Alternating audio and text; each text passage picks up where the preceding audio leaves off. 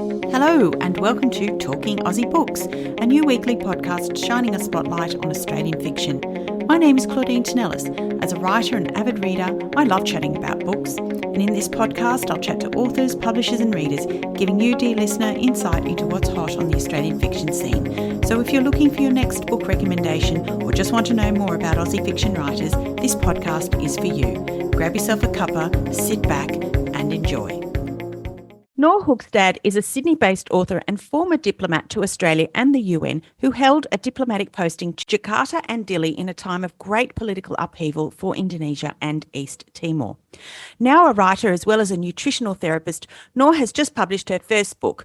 Called Gunfire Lullabies, Nore plunges us into a gut-wrenching, dangerous world where two women must navigate widespread destruction and chaos in their individual and collective struggle for truth and freedom. A riveting book that takes us deep into the world of a diplomat in a country on the brink of war. And I'm delighted to welcome Nore to the podcast today. Hi, Nore. Hi, Claudine. How are you? I'm very well, thank you. And I wanted to say congratulations on the publication of this fascinating book. Thank you for reading it and taking the time to interview me today. Not at all. Look, what a varied and interesting life you've led. Not only were you a diplomat to Australia and the UN in Jakarta and Dili, but you were also a political advisor and press secretary to Kevin Rudd, who was then a shadow foreign minister, as well as a corporate communications consultant. I mean, what a career, what a life you've led. Yeah, it's been very interesting. But I must say I'm glad to have settled down a bit now. There are some people who choose to continue to live that life of adrenaline and war zones, and I get why people do that. But for me, I wanted to really look to another way of living. But yes, certainly I'm glad to have done the things that I've done. That world is a world far from novel writing, which is what you're doing now, amongst other things. Did you always want to be a writer? Yeah, I did. I wrote some books when I was young, and there were some competitions that I entered them into, and they were just children's books, but I won some prizes back then for that, and they were illustrated books, so I was very into art back then as well. And then at university I did study comparative literature with a focus on Asian studies, but comparing Western to Asian literature, which was really interesting, a lot more interesting than it sounds. And then I did do some creative writing courses at university as well, one of them with Gail Jones, and I did a one-on-one writing course just with her, which was amazing she said, just write and I'll give you feedback. So that was incredible. But I did sit down after that and try to write, another great Australian novel, but I wrote maybe 150,000 words and it was lacking structure and purpose, I thought. So I decided I need to get a job where I lived overseas and lived a bit of a life first. And I applied to be a diplomat. It wasn't in my sights at all. That's not why I went to university, but it sort of took advantage of all my interests. And I got in, and then I kind of wished and hoped for a posting where things would happen. And that's certainly what happened.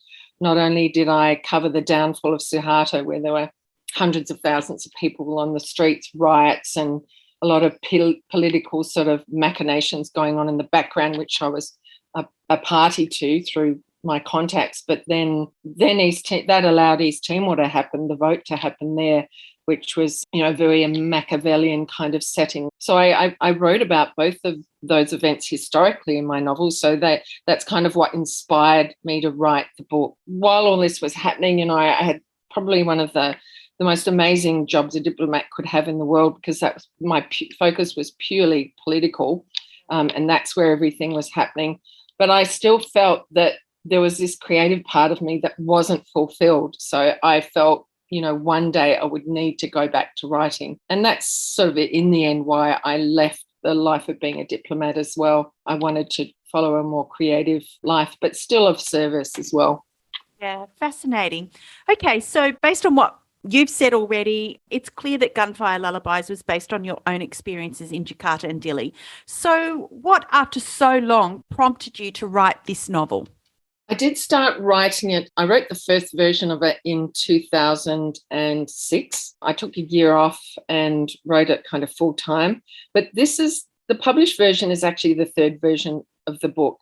Okay. So I wrote quite different points of views in them, but the third one is sort of similar to the first version. So I guess in that process, I learned how to write. I'm unfortunately not one of those people who could blurt out an amazing novel first time. This one, while the structure and the ideas were there, just getting to, from writing like a diplomat and a press secretary, that kind of non-fictional, non-creative kind of writing, and words mattered to me. So I wanted to write in a kind of beautiful but not too much belly gazing style of a way. So finding my style and just learning how to compel people to read, focusing on the character rather than the historical events, that took me quite a while. Then I did get a publisher. I had a couple of publishing offers. Along the way, I also had other publisher interested, and every time that happened, I'd rewrite the novel, but they never came through and the publishing offer fell through. So that delayed things a few years as well along the way. So yes, it's been a long time coming. There are lots of different levels to this book that I wanted to explore today. But just to start, I thought that the book offered a really fascinating insight into the life of a diplomat in an overseas posting. But for those who may not know, can you give us a rundown on what a typical day in the life of a diplomat might involve? I think it varies very much depending on whether you're based in Canberra, which is the home base, or you're out in posting, which is where everyone sort of wants to be, a diplomat wants to be. So on posting, and it very much differs on the country, but I was in Jakarta, and we were, Australia was considered to be the expert and to have the resources. We put the resources into our relationship there because it's such a close and important neighbour. So we were kind of the experts in terms of all the other embassies in Jakarta. So my day in the political section, I would look at what the press was saying, both the Indonesian and the English press was saying in Jakarta, and report on that. And then I built a base of contacts who I would go and talk to about whatever was happening at the time. And so initially that was the East Asian economic crisis. So I would talk to everybody from, the higher level Indonesian diplomats to the parliamentarians to the students out in the street to the military. So I would talk to a broad range of contacts and sort of advise Canberra on what the local views were there, so that they had the information on which to make decisions, and base sort of the higher level contacts that we had between ministers and government. Would also help with visits and that sort of thing. And then my job involved a lot of travel as well. For example, I went with the ambassador on the first visit to Aceh when that opened up after the downfall of Suharto. The country changed and we were allowed to go there for the first time. I would interpret to him. I would write the reports for him. And then I would also do visits around the country. I followed, for example, women's issues and security. So if there was a bunch of riots somewhere, I would go and do a visit, or with the permission of the Indonesian Department of Foreign Affairs and Trade, and sort of report on what was happening, those sorts of things. Then when East Timor opened up, I spent a lot of time there. I would talk to everyone from the military there to the local government to the guerrillas who were, wanted independence. So I would talk to all parties, the students. So, yeah, it was an interesting line to tread because you had to not be biased at all and be open to hearing all points of view and then reporting that back to Canberra so that they had another source of information other than just the media. And people would tend to talk to diplomats a lot more than the media, because what you say, the media, of course, appears on the front page of a newspaper, possibly. But what happens, our discussions were private. Absolutely fascinating. It's not at all the glamorous life most would imagine diplomats lead, I suspect. No. Well, there were a lot of, in Jakarta, of course, cocktail parties with other embassies, and you'd get invited to different functions. But that was work as well, because, if somebody talked to you and wanted to talk to you, take you aside and talk to you about something, you couldn't have so many drinks that you'd forget about what they were talking about. And there were a lot of lunches, taking people out for lunches and that sort of thing. But again, all of that stuff was work as well. And we used to divide those kind of invites out because it was work, and you were taken away from your family. So it was a 24/7 job.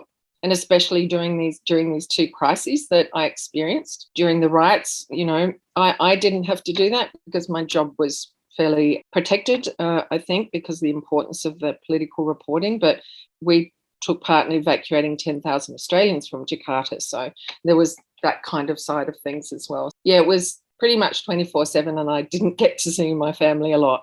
Before we go any further, for the benefit of those who haven't yet read this book, I was wondering if you could tell us a little bit more about it. Yeah, the book is told from the point of view of two women. Ava, who's an Australian diplomat, a junior one, it's her first posting, and then Isabel, who is an East Timorese farmer who lives near Dili, in a city, in a town that is subject to a lot of violence. And I guess the purpose of that is that Ava is sort of more at the higher political level, and then you see the implications, the results, the outcomes of the decisions made on high, including in the UN, on the people on the ground. So she is subject to whatever is happening at that sort of higher echelons, and each of them has some choices to make about, you know, their integrity and what without giving it away. Ava is kind of, as you can imagine, a government sometimes does, it wants to hear what it wants to happen. So she has to make decisions about how she's going to present her reports and whether to, you know, how much she wants to compromise her own integrity. And then Isabel is put in a situation where she's subject to some intimidation as well, and she has to decide which side she's going to be on as well. Very much story about two women, but also, like you said, it's inspired by real life events. So it's kind of maybe some people would see it as an inside story about what sort of things happen.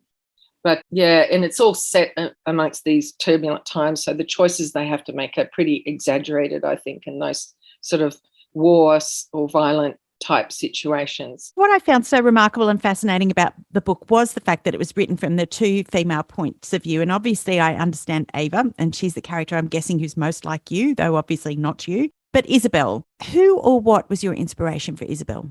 During my talks with people in East Timor, I did hear about, and it was very vaguely reported in the media, about women who are taken as sex slaves, partly as punishment for their families. And they would have to do things like dance and cook and clean and you know, service the men, the male militias who were supported by the Indonesian military. And that's no secret to say that, although it was, you know, a point of contention for some time whether they were acting independently or not.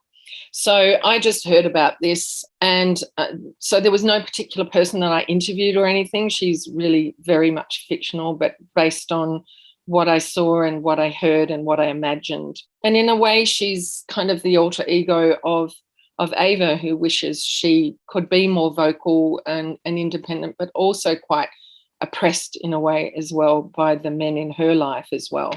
Yeah, absolutely.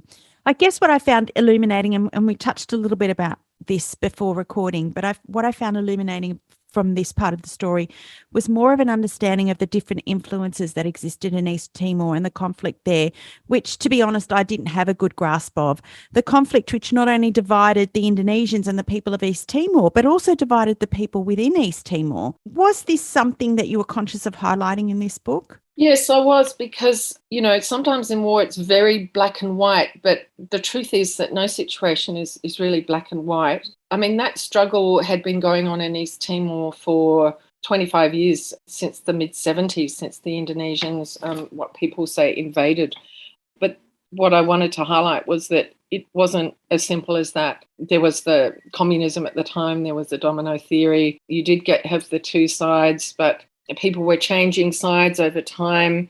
A lot of the East Timorese were for the Indonesians coming in because there was civil war before then. There was a lot of instability left by the Portuguese as they kind of abandoned the place. But over time, the way the Indonesians treated people sort of switched people's thinking. So the loyalties were complex. The situations were complex. Family traditions, family feuds, all of that came into what was happening there. And then you had a bit of a proxy war being played out there by the powers that were struggling for power in Jakarta. So you had the modernists who had come into power, who wanted change and democracy. They wanted Islam to influence things. And then you had the traditionalists who were more like sided with the military. So in a way, East Timor became this place where the power play was happening, the military not wanting to give the place up, not wanting a vote to happen there. the independence vote to happen, and then the modernists just seeing it as a problem to the wider issues that Indonesia was suffering, and many more, over 200 million people were suffering from the economic crisis. Who just wanted this problem off their back. So yeah, it was not a simple black and white environment at all, and I tried to convey the complexities of that in the novel. Yeah, on that, I was going to say, now I don't pretend to have understood all the subtleties of the different factions and the motivations behind the conflict, but the thing that surprised me and that came through clearly in Ava's story was the difficulty of navigating Indonesian politics. Is this something that was also true of your experiences? Well, I think the most difficult thing was how far people were willing to go, how far the military was willing to go, the violence, intimidation that they were willing to perpetrate, that had been happening for some time, but the level, it just notched up every week. I would hear something else and something more depraved. And the other side was guilty of some of that too, as well. It wasn't just one good guy, one bad guy. That said, it was mostly perpetrated by the military, who had the resources to perpetrate those kinds of things. So that's, I think, what shocked me most was how depraved people could be in the name of their own beliefs and their own survival. I would mentally prepare myself for things to get worse, but every time it happened, I'd go, no, that's a whole other level. So I never became cynical. I tried not to be, become hardened, but you do have to compartmentalize that. So learning to do that was the biggest challenge. But the complexity of the politics, at an academic level, I guess, intellectual level, that was truly fascinating, but horrifying at the same time. As a mother, I was moved by Ava's struggle to balance her demanding career with her responsibilities to her daughter Juliet, but also her struggle to have the freedom to choose her own career path. Is that something that you experienced, and do you think it would be any different now? Yes, it is something I did experience. I have had two children there who are fairly young. I think it was a very real struggle then as a woman. Women traditionally feel guilty. I hope less women feel guilty by having a full-on career and trying to juggle being a mother at the same time. It is more acceptable for men to take a greater role now, and it's more common. I see men around all the time with babies and young children, whereas that was in the daytime, whereas that was less the case back then.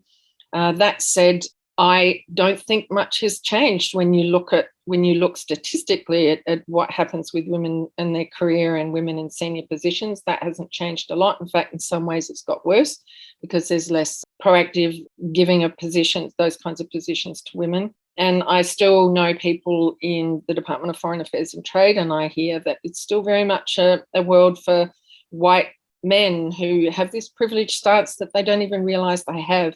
So while I think there's a lot of lip service paid in the public service and generally, in the corporate world to promoting the careers of women and facilitating that with better leave, I think there is better leave now for women, if you want to have a child and that sort of thing, and sick leave. I don't think a lot has changed at all, but I'm not a diplomat anymore, so I can't speak from first-hand experience, but really, I did become the man in that role. I was the breadwinner in real life. I did have to juggle my children, the needs of my children. I was travelling a lot. The expectations were huge on me. So there wasn't a lot of room given to me to be a mother, and, everything kind of suffered from that. But, my children did understand that I had to work. What I didn't realise was that they were very worried about me because of the violence that was happening. And just remember they went through the riots and the crisis in Jakarta as well. So, hearing gunfire every night in Jakarta was pretty normal. Other kids would play doctors and nurses, and my kids would play evacuations and that sort of thing with their friends who all went through it.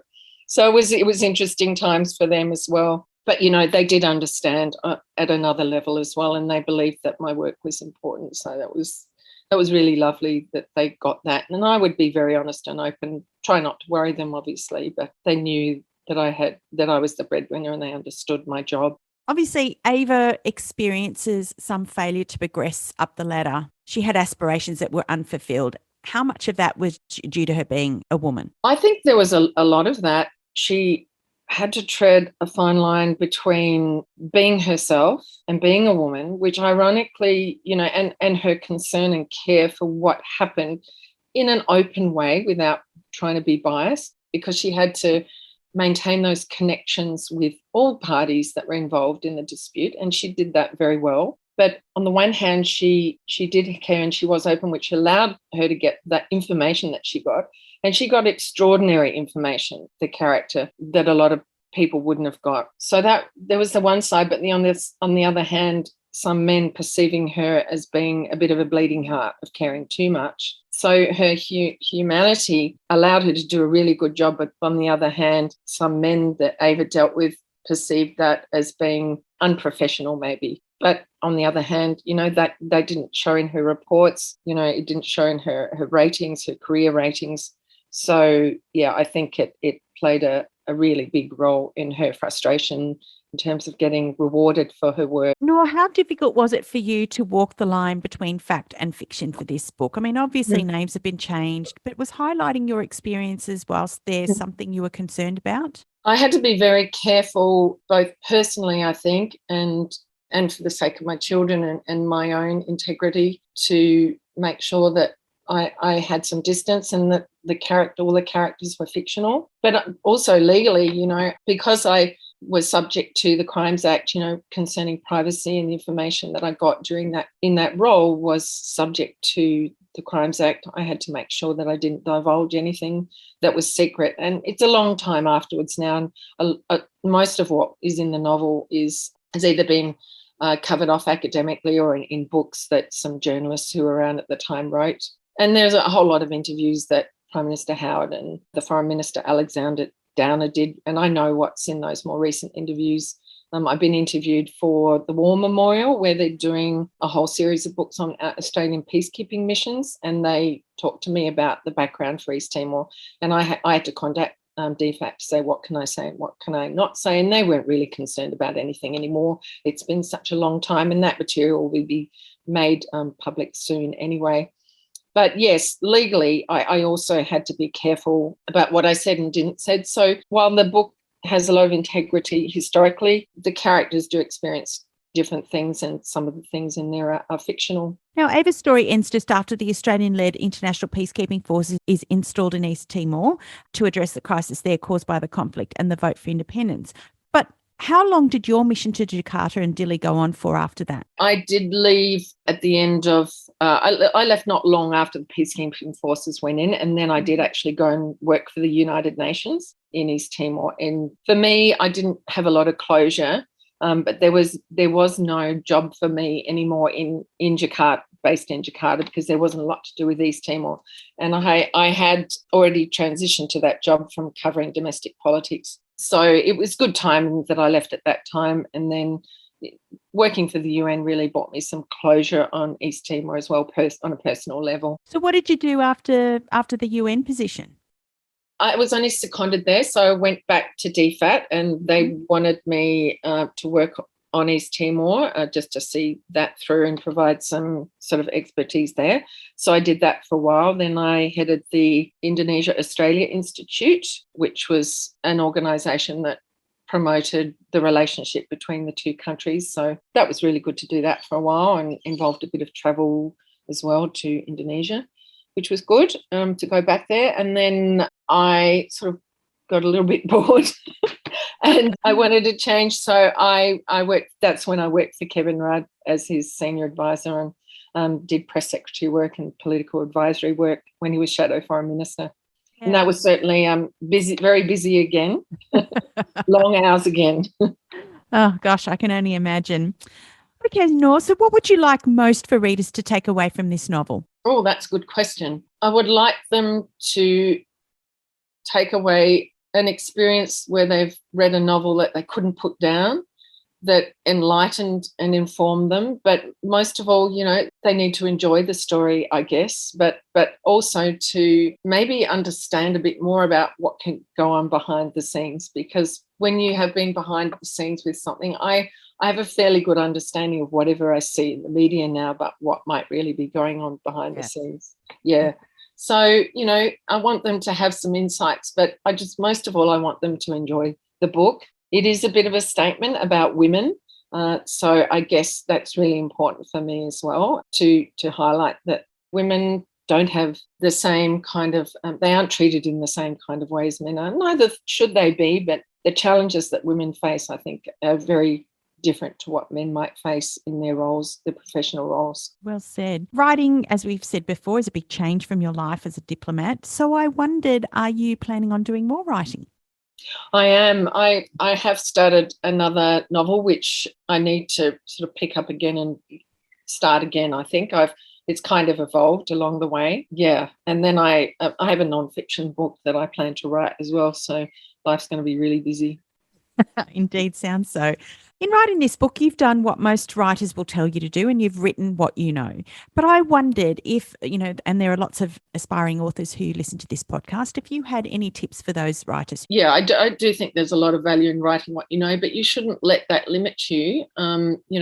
For example, the character Isabel that we talked about is purely fictional. I think the main thing really is writing something that you're passionate about. And you can do the research and imagine anything, and writers, of course, are like magpies. They pull bits of stories and anecdotes and inspiration from all over the place. So I think that's very true. So constantly pulling those things together, having a little notebook for inspiration and on things that you might want to include in a story one day, anything that inspires you.